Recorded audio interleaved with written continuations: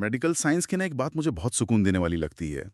मतलब वहाँ सब कुछ बहुत स्पष्ट होता है, मापा जा सकता है। जैसे कोई टेस्ट रिपोर्ट हो। हाँ, बिल्कुल। जैसे अगर हड्डी में कोई फ्रैक्चर है ना, तो एक्सरे फिल्म पर वो एक सफ़ेद दरार के रूप में साफ दिख जाता है। डॉक्टर बस उसकी ओर इशारा करते हैं और समस्या पकड़ में आ जाती है। कोई भ्रम नहीं होता वहाँ। सही कहा, एकदम सीधा और स्पष्ट। लेकिन समस्या तब शुरू होती है जब हम मानव मस्तिष्क के काम करने के तरीके को देखते हैं, या हमारी सीखने की क्षमता और हमारी मानसिक खुशी की बात करते हैं। मतलब यहाँ कोई एक्सरे मशीन नहीं है जो ये बता सके कि हमने कोई विषय सच में सीख लिया है या हम जीवन में सच में खुश हैं। और यहीं पर ना हमारा दिमाग हमारे साथ सबसे बड़ा खेल खेलता है। हाँ। मनोविज्ञान में एक बहुत ही आम स्थिति है जिसे इल्यूजन ऑफ कॉम्पिटेंस यानी क्षमता का भ्रम कहा जाता है। इल्यूजन ऑफ कॉम्पिटेंस मतलब हमें लगता है कि हमें सब आता है। बिल्कुल। हम किसी किताब के पन्ने पलटते हैं, शब्दों को हाइलाइटर से रंग देते हैं और हमारा दिमाग हमें ये विश्वास दिला देता है कि बस अब हमें सब समझ आ गया है। अरे हाँ, ये तो स्कूल कॉलेज में बहुत होता था। वही तो। और उसी तरह खुशी के मामले में भी हम कोई नई महंगी चीज खरीदते हैं और दिमाग कहता है कि लो अब जीवन भर की खुशी मिल गई। लेकिन ये दोनों ही बातें असल में दिमाग द्वारा बुने गए भ्रम होते हैं।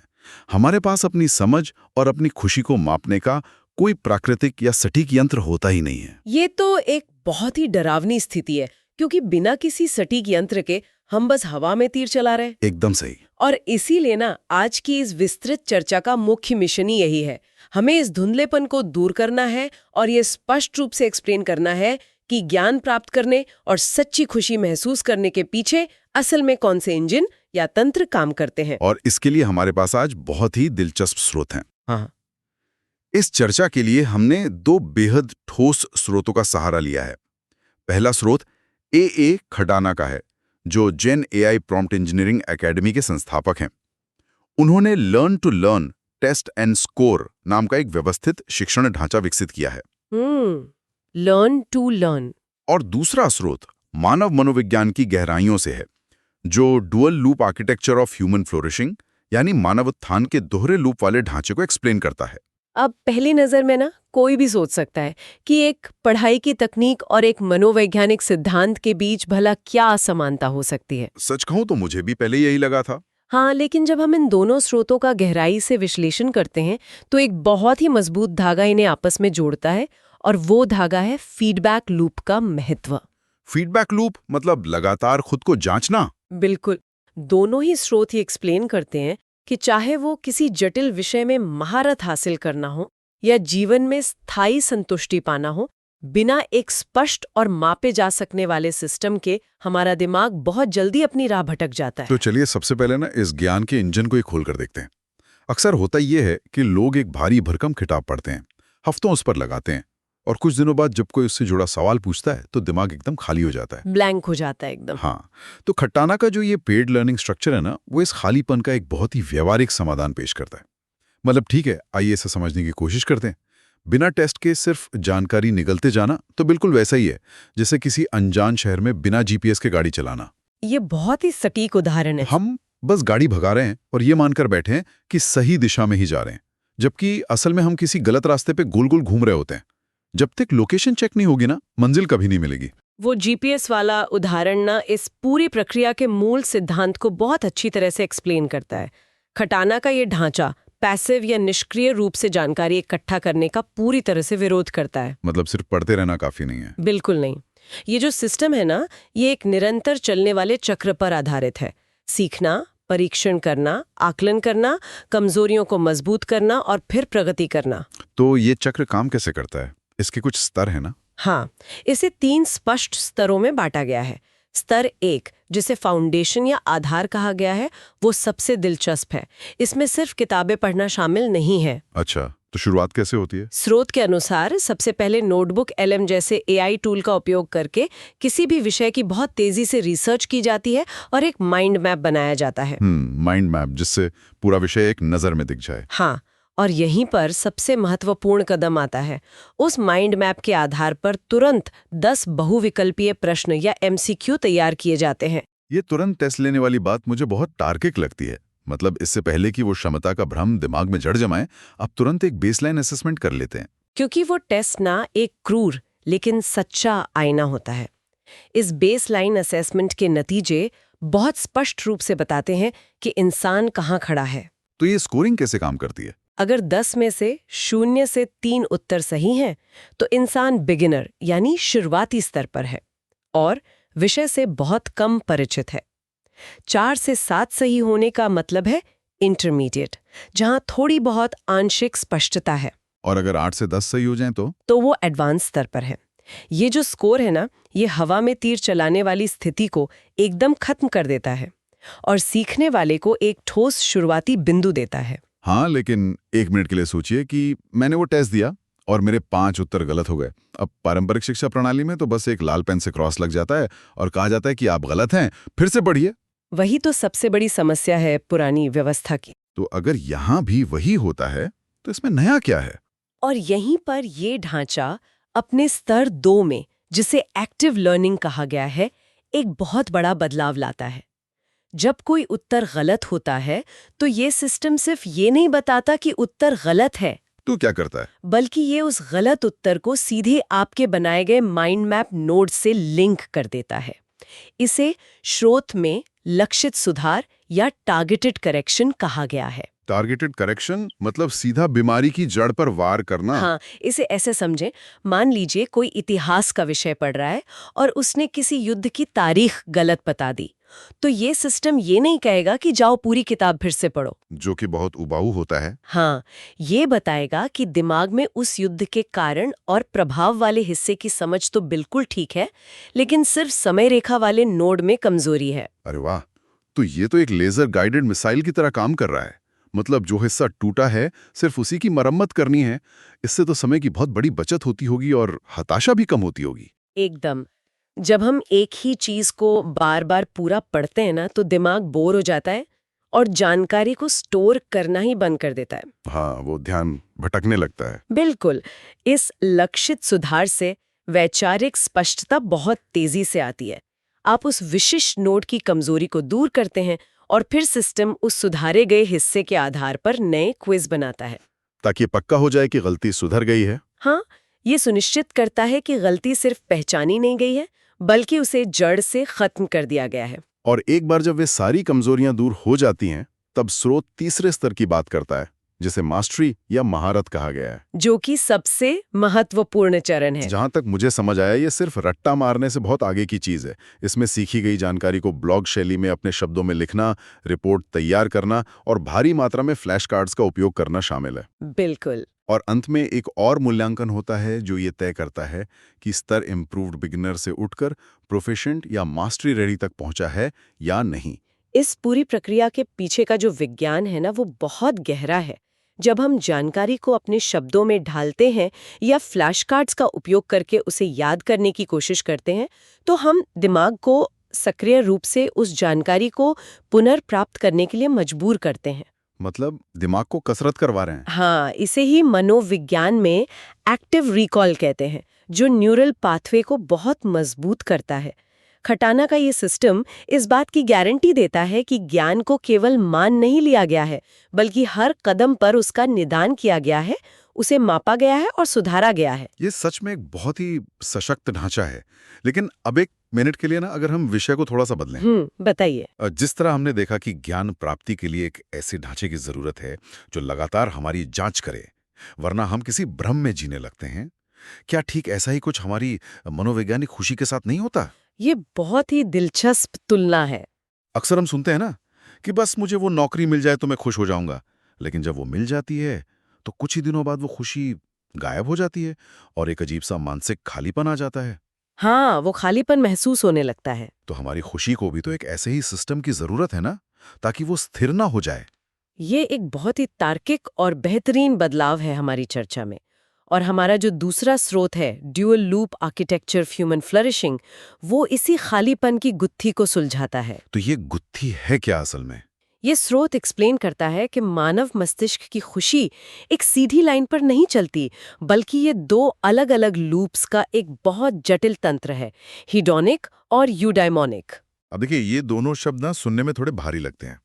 अगर इन्हें थोड़ा आसान भाषा में एक्सप्लेन करें तो ये हेडोनिक और यूडाइमोनिक असल में हमारे दिमाग के अंदर काम कैसे करते हैं? चलिए इसे एक गाड़ी के रूपक से समझते हैं।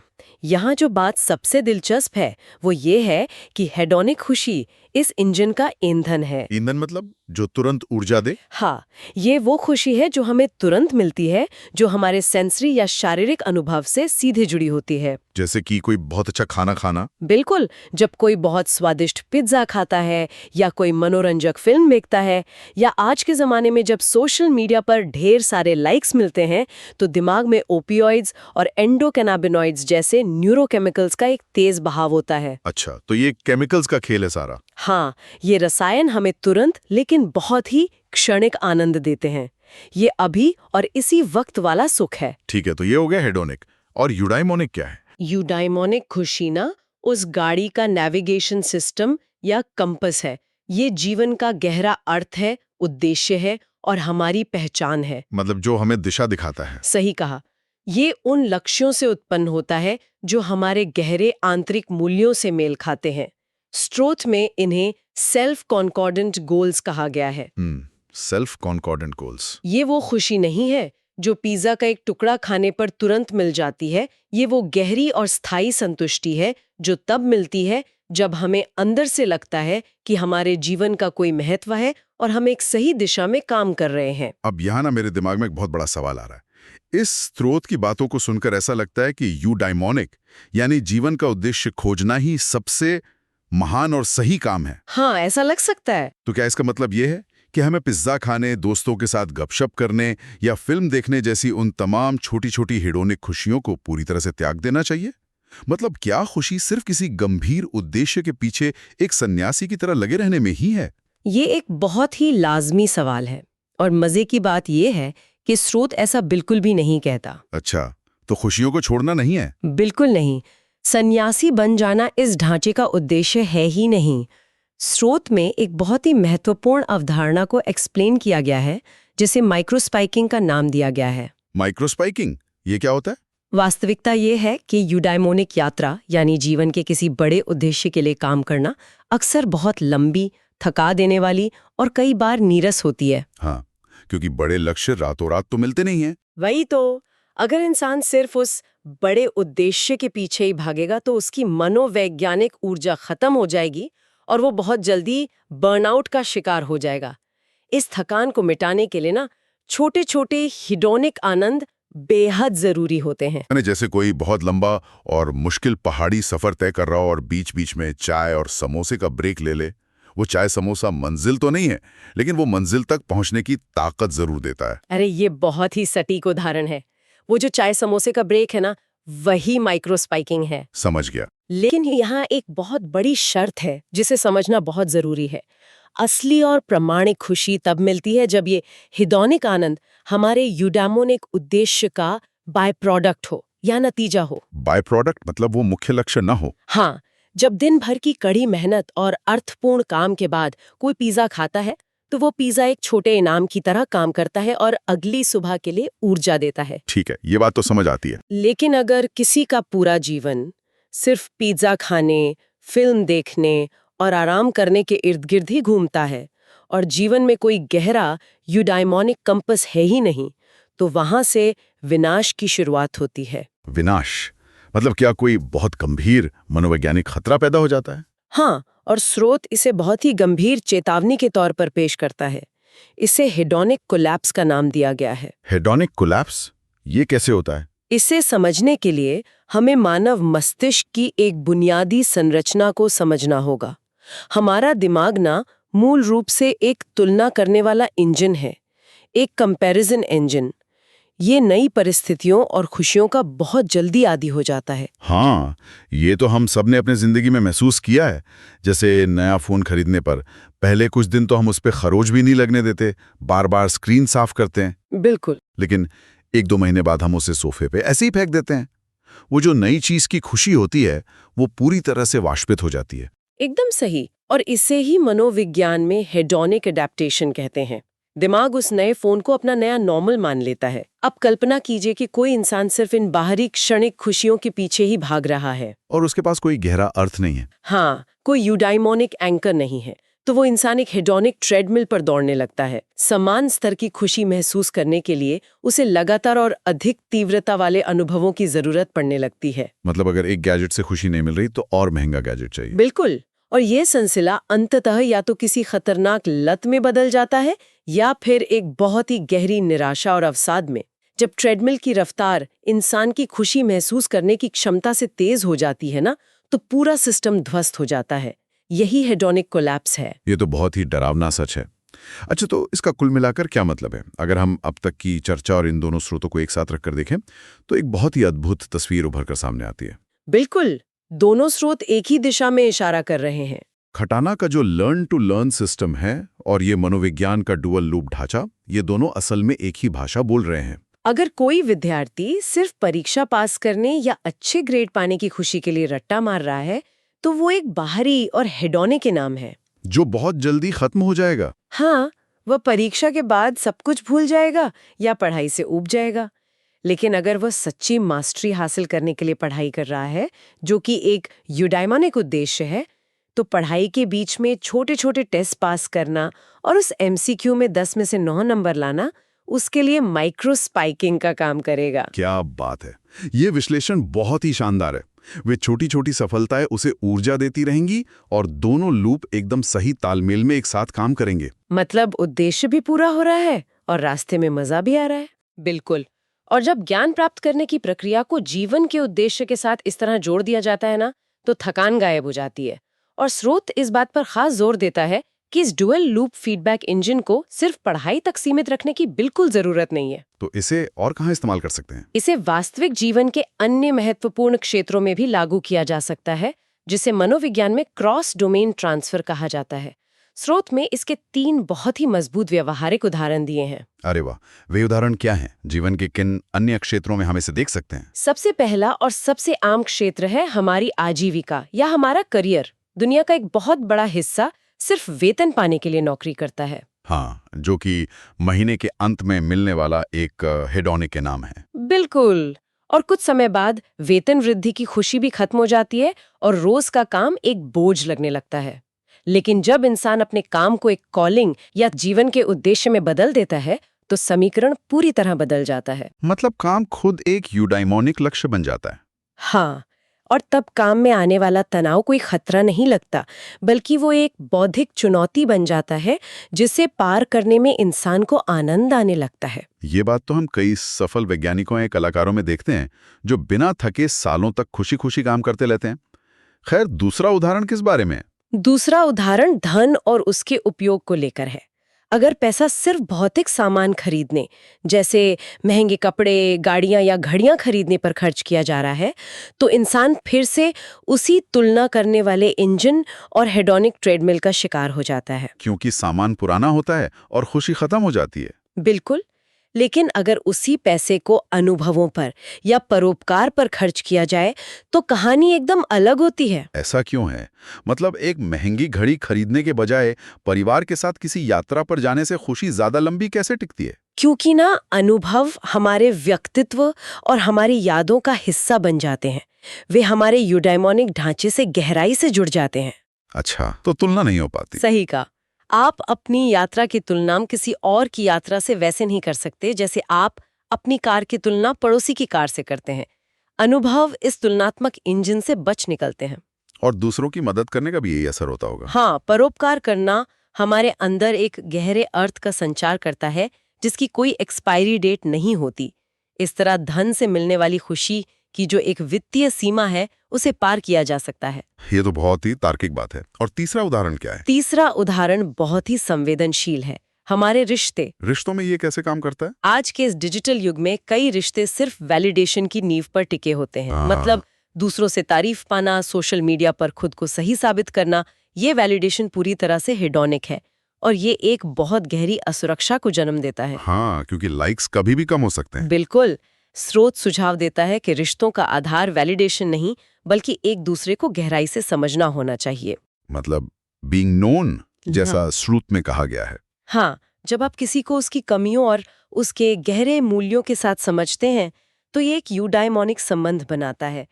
ऐसे रिश्तों में छोटे-मोटे विवाद या असहमति रिश्ते को कमजोर नहीं करते, बल्कि आपसी समझ को और मजबूत ही करते हैं।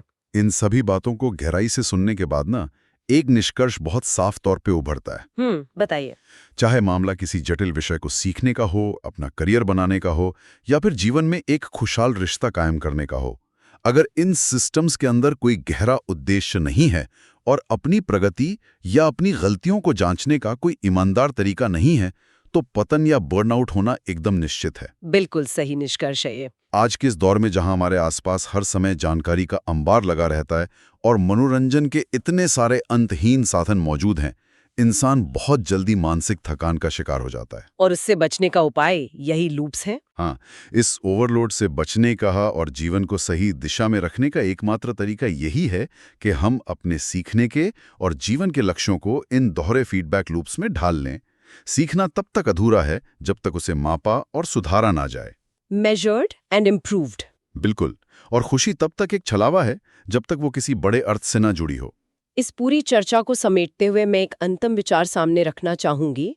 ये एक ऐसा विचार है जो स्रोत के सिद्धांतों से ही जन्म लेता है, लेकिन हमें वर्तमान समझ से भी एक कदम आगे सोचने के लिए प्रेरित करता है। वो विचार क्या है? स्रोत ने हमें बहुत स्पष्ट रूप से बताया कि हमारा दिमाग एक तुलना करने वाला इंजन है। ये हर भौतिक सुख, हर नई चीज, हर हेडोनिक आनंद का बहुत जल्दी आदी हो जाता है। हाँ, ये हमने देखा। और इसी हेडोनिक कोलैप्स से बचने के लिए हमने यूडाइमोनिक अर्थ या उद्देश्य की शरण ली। लेकिन अगर हम मानव मस्तिष्क की इस अनुकूलन या अडैप्टेशन की क्षमता को और गहराई से देखें तो एक बहुत बड़ा सवाल उठता है। कैसा सवाल? जरा सोचिए, अगर कोई इंसान जीवन भर एक बहुत ही गहरे और महान यूडाइमोनिक उद्देश्य के साथ सफलतापूर्वक जीता रहे, तो क्या एक समय ऐसा आएगा जब उसका दिमाग उस अर्थ का भी आदी हो जाएगा? अरे, ये तो सोचने वाली बात है। क्या उद्देश्यपूर्ण जीवन भी एक दिन सामान्य और नीरस लगने लगेगा? क्या अर्थ का भी अपना एक ट्रेडमिल हो सकता है? और अगर सच में ऐसा है, तो क्या भविष्य में मानवता को अपने मनोवैज्ञानिक अस्तित्व को बचाए रखने के लिए इस दोहरे लूप के पार भी जाना होगा? मतलब एक तीसरे लूप की तलाश? हाँ, क्या हमें किसी तीसरे लूप की आवश्यकता होगी जहां इंसान को अपने वर्तमान उद्देश्य से भी बड़ा कुछ खोजना पड़े? ये सचमुच झकझोर देने वाला सवाल है।